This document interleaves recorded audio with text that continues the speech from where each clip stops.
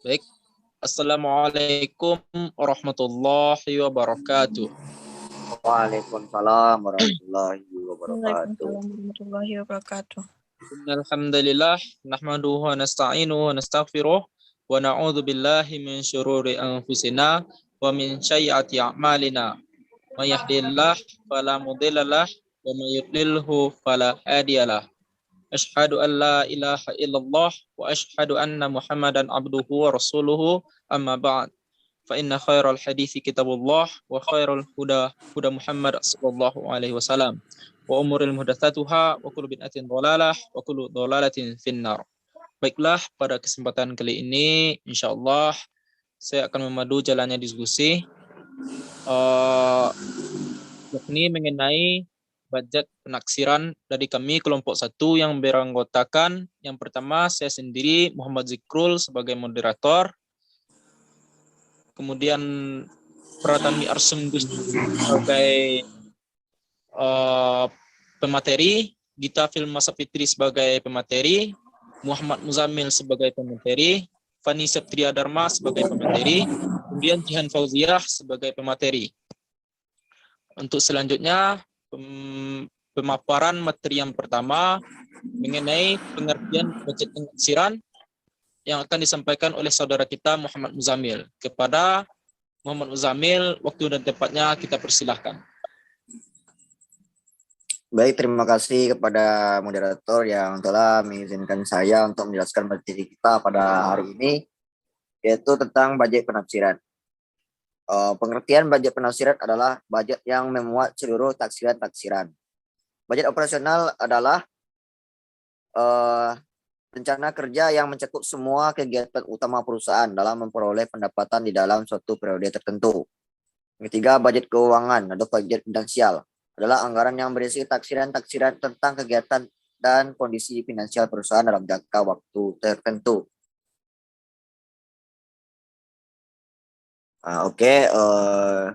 Untuk materi selanjutnya saya kembalikan kepada moderator. Baiklah, terima kasih kepada saudara Muhammad Muzamil yang telah memaparkan materinya.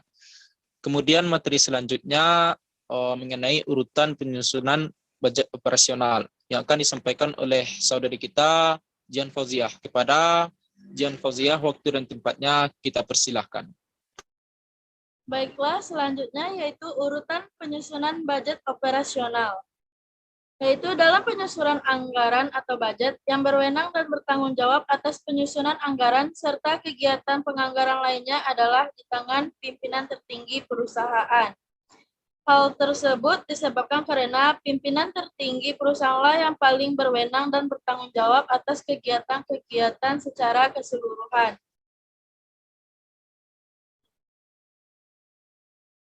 Namun, dalam menyiapkan dan menyusun anggaran budget serta kegiatan-kegiatan penganggaran lainnya tidak harus ditangani sendiri oleh pimpinan tertinggi perusahaan, melainkan dapat didelegasikan kepada bagian lain dalam perusahaan.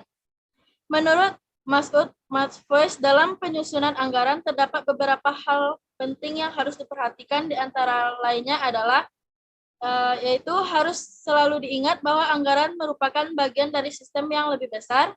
Lalu dalam penyusunan anggaran harus sudah ditentukan terlebih dahulu tujuan pokok perusahaan. Lalu setelah ditentukan tujuan pokok perusahaan, maka disusun beberapa alternatif program. Setelah itu ditentukan program-program mana yang paling mungkin dilaksanakan.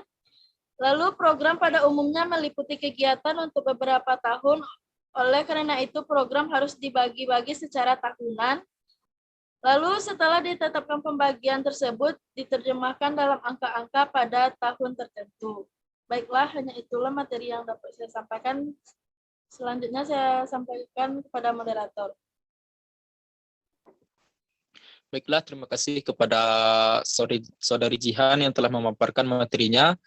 Kemudian selanjutnya materi yang terakhir mengenai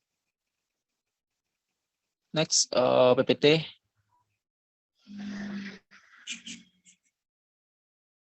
Yakni materi yang terakhir mengenai penyusunan budget keuangan yang akan disampaikan oleh saudari kita Fani Septria Dharma. kepada Fani, waktu dan tempatnya kita persilahkan.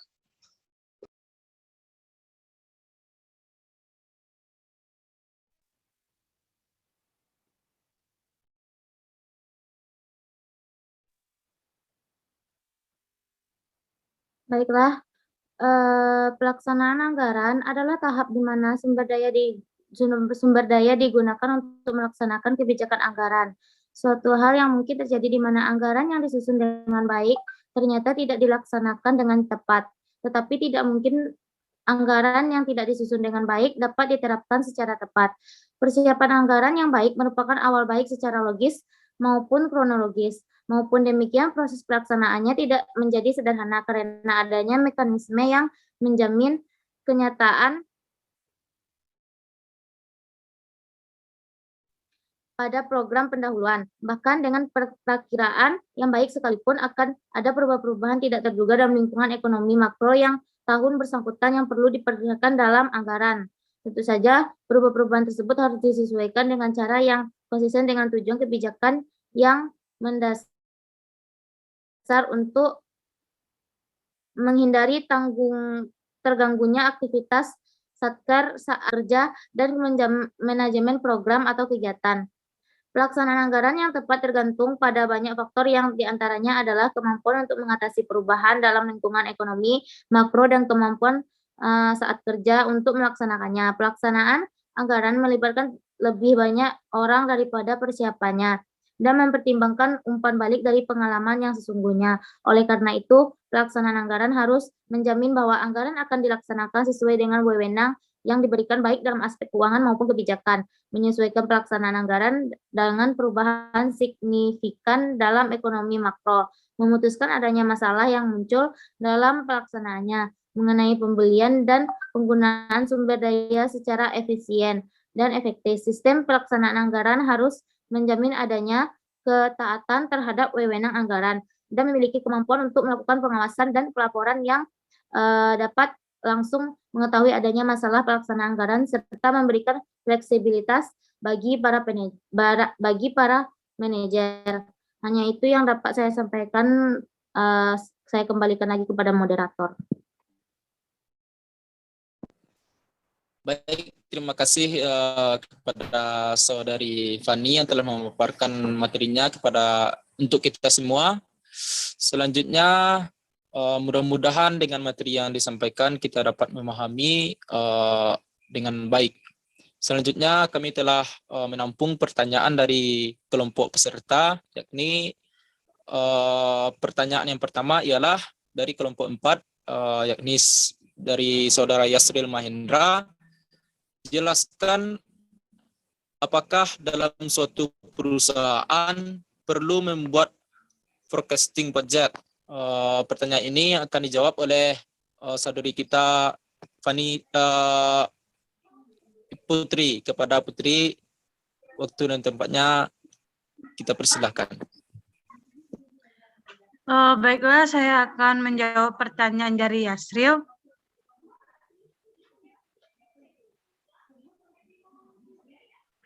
Dalam suatu perusahaan itu perlu untuk membuat forecasting budget. Karena menurut Heiser dan Render, perkiraan atau forecasting memiliki beberapa tujuan sebagai berikut. Yang pertama, mengkaji kebijakan perusahaan yang berlaku saat ini dan di masa lalu, serta melihat sejauh mana pengaruh di masa datang. Yang kedua, perkiraan diperlukan karena adanya time lag atau delay antara suatu kejadian perusahaan ditetapkan dengan saat implementasi. Dan yang terakhir, perkiraan merupakan dasar penyusunan bisnis pada suatu perusahaan sehingga dapat meningkatkan efektivitas suatu rencana bisnis. Mungkin hanya itu yang dapat saya jawab. Saya kembalikan kepada moderator. Baik, terima kasih kepada saudari Pratami Arsum Gustipri telah menjawab dari saudara Yasril. Selanjutnya, pertanyaan dari saudara Arif, yakni pertanyaan dari kelompok 3, pertanyaan dari kelompok 4, yakni mengenai jelaskan apa saja metode statistik yang digunakan dalam peramalan penjualan. serta berikan contohnya. Dan pertanyaan ini akan dijawab oleh saudari kita, Gita Filma Safitri. Kepada Gita, waktu dan tempatnya kita persilahkan. Baiklah, saya akan menjawab pertanyaan dari Aris Septianda. Metode yang digunakan ada dua, yaitu yang pertama metode peramalan kualitatif, forecast berdasarkan pendapat atau judgment metode. Yang kedua yaitu model kuantitatif atau statistik metode. Contohnya yaitu seperti meramalkan tingkat permintaan suatu produk atau peramalan terhadap harga daging sapi di masa lebaran dan sebagainya. Sekian jawabannya dapat saya sampaikan. Saya kembalikan kepada moderator.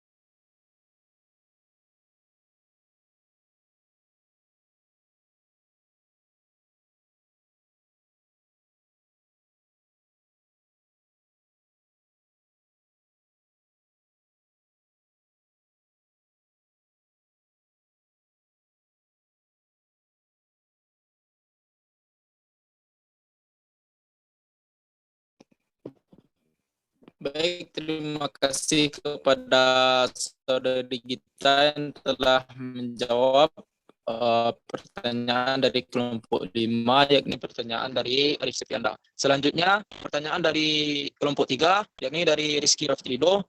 Yakni pertanyaannya ialah apa saja metode budgeting yang direkomendasikan dan yang paling efektif. Dan pertanyaan ini akan dijawab oleh saudari kita Jen Fauziah. Kepada Jiha. Baiklah, saya akan menjawab pertanyaan dari Rizky Raftrido, yaitu jawabannya nggak ada metode budgeting yang paling efektif. Adanya metode budgeting yang paling cocok dengan kebutuhan dan kondisi keuangan kita, serta selera kita mengaturnya. Dalam hidup setiap orang pasti punya banyak kebutuhan dan keinginan, sandang, pangan, hingga papan.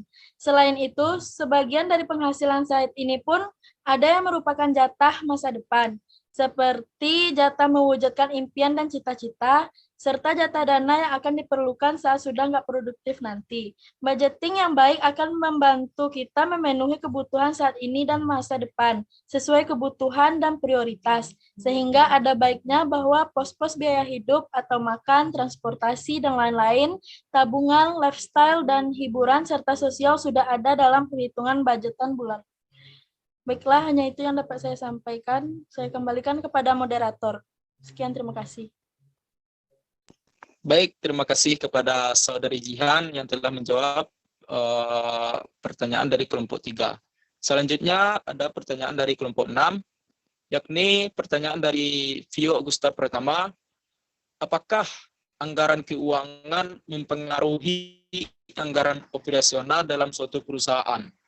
Yakni pertanyaan ini akan dijawab oleh saudara kita Muhammad Muzamil. Kepada Muzamil, waktu dan tempatnya. Oke, baiklah, terima kasih kepada moderator.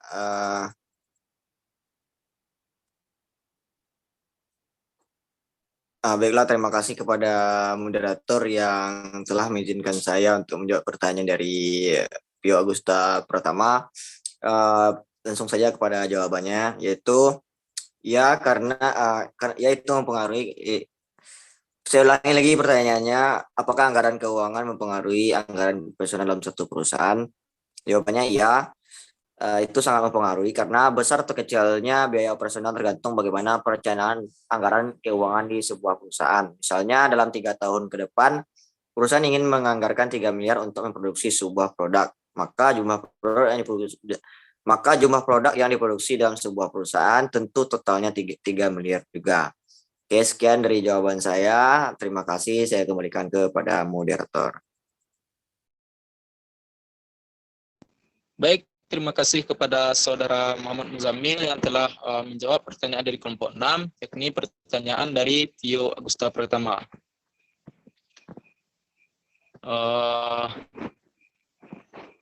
Selanjutnya, baiklah, dengan terjawabnya pertanyaan dari kelompok 6, pertanyaan dari video Agusta pertama tadi, maka terjawab sudahlah pertanyaan dari kelompok peserta. Dan dengan terjawabnya pertanyaan, maka berakhir pula lah diskusi atau presentasi kita pada sesi kali ini. Terima kasih atas segala perhatian dan mohon maaf atas segala kekurangan. Wabillahi taufiq wal hidayah. Wassalamualaikum warahmatullahi wabarakatuh. Waalaikumsalam Waalaikumsalam warahmatullahi wabarakatuh.